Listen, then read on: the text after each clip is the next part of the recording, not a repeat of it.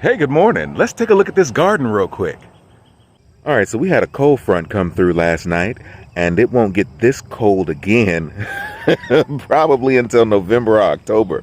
So I'm gonna go ahead and pick these collard greens, and I like to do them when the temperature changes, when it gets cooler, because all the sugar that has been locked up in the roots and in the stalk goes up into the leaves to prevent them from freezing. Even though it's just in the mid 60s, it still does that just a little bit to ensure that the plants won't freeze. And so I like to pick them right after a cold front because they're sweeter. So this is what they look like before harvest. And this is what it looks like when it's finished. I got a nice harvest off of it too. So if you want to know how to harvest some collard greens real quick, ooh, them knees. I take them down like that and just pop them off the bottom. And that's how I harvest my greens. That's simple. That's it. Pop them off the bottom like that and I harvest my greens. Now check out this purple bell pepper and all the little peppers up there. You see them?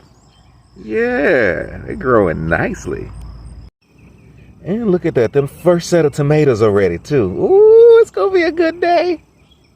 And this red okra is red okraing, man. I'm just so impressed with this plant.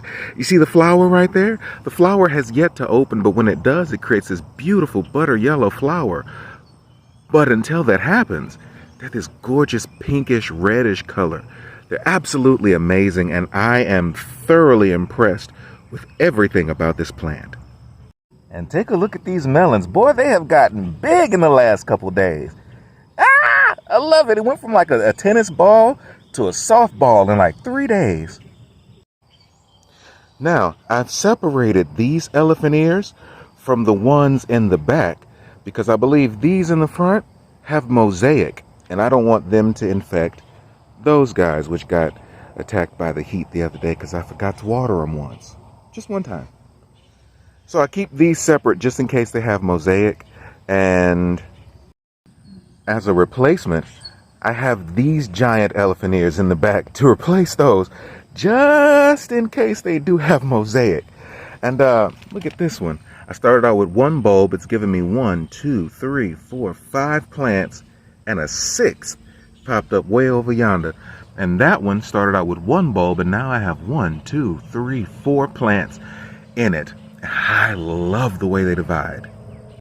And really quickly, let's take a look at that onion we planted not too long ago.